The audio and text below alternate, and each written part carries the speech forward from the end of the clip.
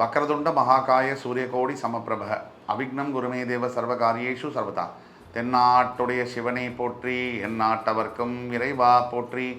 அன்பர்களே, நண்பர்களே, இந்த புதிய வீடியோவில் உங்கள் அத்துணை பெயரையும் சந்திப்பதில் மிக்க மகிழ்ச்சி கொள்கிறேன்.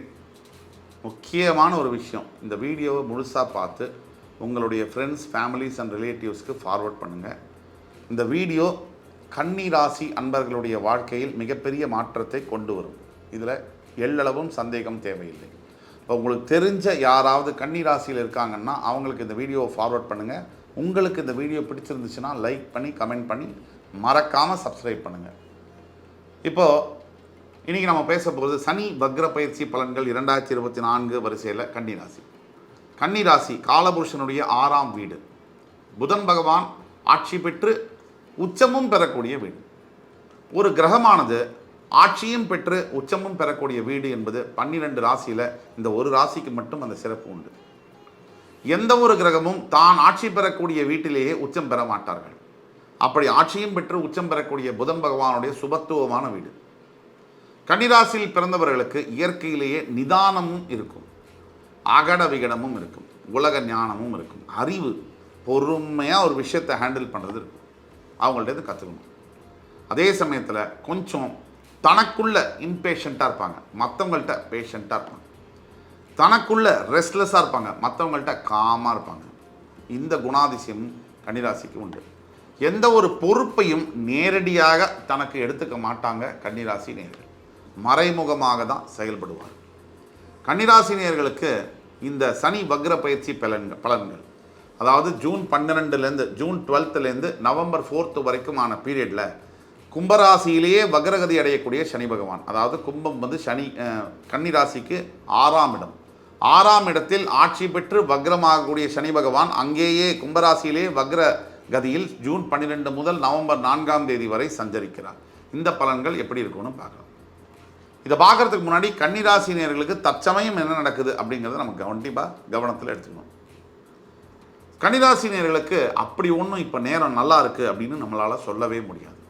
ஒரு சில கன்னிராசினியர்களுக்கு ஆங்காங்கே நேரம் நல்லா இருந்தாலும் கூட பொதுவாக லட்சோப லட்ச கோடிக்கணக்கான கன்னிராசினியர்களுக்கு டைம் வந்து அவ்வளவு சரியாக இல்லை. அப்போ நம்ம என்ன பண்ணணும்? கன்னிராசினியர்களுக்கு முக்கியமாக இப்போ என்ன நடந்துட்டுருக்கு அப்படின்னா, வீட்டில் குடும்பத்தில் ஒரு ஃபேமிலியில் தான் அதிகப்படியான ப்ராப்ளத்தை ஃபேஸ் பண்ணிகிட்டு இருக்காங்க. இந்த ஃபேமிலின்னு நம்ம சொன்னோன்னே நேரடியாக ஒரு ஹஸ்பண்ட் அண்ட் ஒய்ஃப்குள்ளே எந்த பிரச்சனையும் இல்லைன்னா கூட மற்றவர்கள் மூலியமாக, அதாவது இந்த சைடு அப்பா அம்மா இல்லை அந்த சைடு அப்பா அம்மா, இந்த சைடு பிரதர் சிஸ்டர்ஸ் இல்லை அந்த சைடு பிரதர் சிஸ்டர்ஸு, போராத குறைக்கு ஃப்ரெண்ட்ஸ் வேறு. இன்னைக்கு தேதிக்கு நல்லதை சொல்லி கொடுக்கக்கூடிய நண்பர்கள் இல்லை தோழிகள் என்பது மிகவும் அரிது. ஒரு பிரச்சனை நடக்குதா, என்னோடய ஃப்ரெண்டோட குடும்பத்தில் அவன் அப்படி தாண்டி, அவனை விட்டுடு, உன் அழகுக்கும் உன் திறமைக்கும் உனக்கு எவ்வளோ பேர் வருவாங்க அப்படின்னு ஊதி விடக்கூடிய தோழிகள் தான் அதிகமாக இருக்காங்க. இல்லை ஒரு ஆண் நண்பர்கள் எடுத்திங்கன்னா இந்த கம்பேரிசனில் அவங்க கம்மியாக தான், மச்சான் எப்படி இருந்தாலும் பரவாயில்லடா, அவன் ஒய்ஃப் எப்படியாவது வாழ்ந்துடுறான், அட்ஜஸ்ட் பண்ணிக்கணும்னு சொல்கிற ஆண் தான் இருக்காங்க. இதுதான் உண்மை, நம்ம பார்க்குறோம். இப்போ நான் இதை சொல்ல போக இவங்க சொல்லுவாங்க நான் ஆணாக இருக்கிறதுனால தான் இதை சொல்கிறேன்னு. அந்த மாதிரி கிடையாது. அன்பயாஸ்டாக எது உண்மையோ அதை பேசுவோம், உறக்க சொல்வோம். இன்னைக்கு இருக்கிற காலகட்டத்தில் நிறைய பெண் தோழிகள், நிறைய பெண்ணை பெற்ற அம்மாக்கள் தேவையில்லாத அவசியம் இல்லாத விஷயங்களை ஒரு பெண்ணோட பேசி அந்த பெண்ணுடைய மனதையும் சரியாக இல்லாமல் பண்ணி அந்த குடும்பத்தையும் கலைத்து அந்த குழந்தைகளை அனாதையாக்குகிறார்கள்.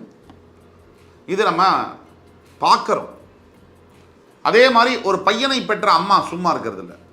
என் பையன், என் இது, அவன் என்னோட இது. இந்த உறவுகளில் யாருக்கு என் பையன் முக்கியம், என் பொண்ணு முக்கியம், இல்லை என் பொண்ணுக்கு யார் முக்கியம் அப்படிங்கிற ஈகோ சண்டையில் இல்லை பொசசிவ்னஸில் வரக்கூடியதான். ஒன்று ஈகோவில் வரும். மொத்த ஃபேமிலி ப்ராப்ளம், ஒரு 50,000 ஃபேமிலி ப்ராப்ளம் இருந்தாலும் அதுக்கு 2 காரணம் தான். ஒன்று ஈகோனால் ப்ராப்ளம் வரும், இல்லை பொசசிவ்னஸ்னால ப்ராப்ளம் வரும். அப்போ இந்த கன்னிராசினியர்களுக்கு தற்சமயம் 2 நாளையும், ஈகோனாலையும் பொசசிவ்னஸ்னாலையும் ஃபேமிலியை பிரிஞ்சிருக்கக்கூடிய, ஃபேமிலியில் மிகப்பெரிய பிரச்சனைகளாக இருக்கக்கூடிய, பிரிஞ்சிடலாமா அப்படின்னு பேச்சுவார்த்தை நடக்கக்கூடிய அளவில் நடந்துகிட்ருக்கு பல ஃபேமிலிஸில். ஒன்று.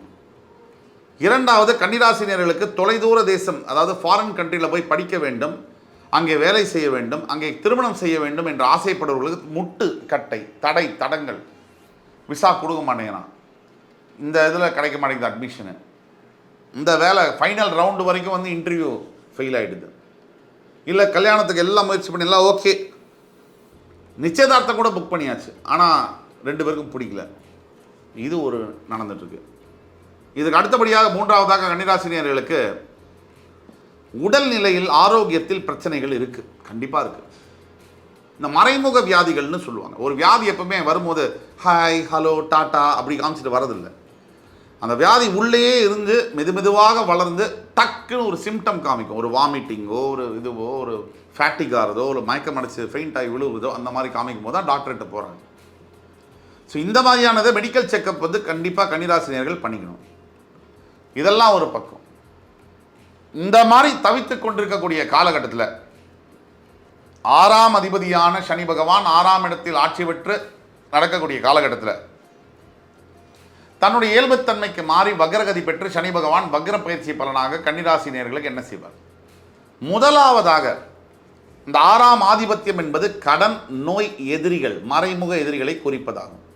முதலாவதாக கன்னிராசினியர்களுக்கு ஏதாவது கடன் இருக்குமே ஆனால் அந்த கடனிலிருந்து முழுமையாக உங்களை வெளிப்பட செய்வார் சனி பகவான், இது உறுதி. இரண்டாவதாக உங்களுக்கு மறைமுக நோய்கள் இருக்குமானால் அந்த நோயை நீங்கள் தெரிஞ்சுக்கிற மாதிரி பண்ணிவிடுவார். அதை தீர்த்து வைக்கிறாரோ இல்லையோ அதை தெரிஞ்சுக்கிற மாதிரி பண்ணிவிடுவார். மேற்கொண்டு அந்த நோய் வளராதபடிக்கு நீங்கள் வந்து அந்த நோய்க்கு ட்ரீட்மெண்ட் எடுக்க ஆரம்பிச்சிருவீங்க. மறைமுக எதிரிகள் நல்லது தானே? மறைமுக எதிரிகள் வீட்டில் இருந்தாலும் சரி, ஆஃபீஸில் இருந்தாலும் சரி, அவங்கள வெளிக்கொண்டு வருதுங்கிறது நல்லது தானே? அவங்க எதிரிகன்னு தெரிஞ்சிடா ஜாகிரதையாக இருக்கலாமே. இதை 3த்தையும் சனி வக்ர பயிற்சியில் அவர் செய்வார். ஜூன் 12லேருந்து நவம்பர் 4க்குள்ளே இது 3ஐயும் செஞ்சே தீர்வார். இதை விட என்ன சார் வேணும்? பணப்பிரச்சனையே தீர்க்க போகிறாரு, நோயை தீர்க்க போகிறாரு, எதிரிகளை முன்னாடி கொண்டு வந்து அவங்கள காலி பண்ணலாம். நீங்கள் இது 3த்துக்கு பிறகு என்ன வேணும்? கடனும் இல்லை, நோயும் இல்லை, எதிரிகளும் இல்லை, வாழ்க்கை. இதை விட ஒரு பெரிய பாக்கியம் என்ன? அப்படிப்பட்ட பாக்கியத்தை சனி பகவான் உங்களுக்கு வழங்கியே தீர்வார். உங்களுடைய எதிர்காலத்தில் இந்த பகுதியில் இந்த 4.5 மாதத்து காலத்தில் சில நடக்க முடியாத, தெரியாத, பழக்கமில்லாத அதிசயங்கள் நடக்கும். அந்த நகர்வுகள், அந்த ஈவெண்ட்ஸ், அந்த சம்பவங்கள் உங்களை வாழ்க்கையில் அடுத்த நிலைக்கு கொண்டு செல்லும். எப்போ ஒரு கஷ்டமான காலகட்டத்தில் தான் ஒரு பெரிய நல்லது நடக்கும்னு சொல்லுவாங்க. வைரம் வந்து சார்கோல்குள்ளே தான் இருக்கும்னு சொல்லுவாங்க. அந்த மாதிரி வந்து கரியில் இறங்கி வேலை செஞ்சது தான் வைரம் கிடைக்கும்னு சொல்லுவாங்க. அந்த மாதிரி உங்களுக்கு ஒரு பொற்கால நிகழ்வை ஏற்படுத்துவதற்கான சனி வக்ர பயிற்சியாக அவர் வருகிறார். சந்தேகமே தேவையில்லை. இந்த பலன்களை முழுமையாக நீங்கள் அடைய வேண்டும் என்றால் நீங்கள் வழிபட வேண்டிய தெய்வம் லக்ஷ்மி நரசிம்ம பெருமாள். கல்லுப்பை வந்து லக்ஷ்மி நரசிம்மருக்கு தானம் செய்து அவருக்கு துளசி மாலை அணிவித்து சங்கு தீர்த்தம் உங்கள் முகத்தில் தெளிச்சுக்கிட்டீங்கன்னு சொன்னால் உங்களுடைய அத்துணை பிரச்சனைகளும் தீரும். நம்பிக்கையே வாழ்க்கை, நம்பினார் கெடுவதில்லை, இது 4 முறை தீர்ப்பு என்ற வாக்கிற்கிணங்க அடுத்து வரும் காணொலியில் மறுபடி உங்கள் எல்லோரையும் சந்திக்கும் வரை என் அருமை கன்னிராசி நேயர்களே, உங்கள் எல்லோரையும் இடமிருந்து விடைபெறுவது உங்கள் சுபாஷ் பாலகிருஷ்ணன். நன்றி, வணக்கம், வாழ்க வளமுடன்.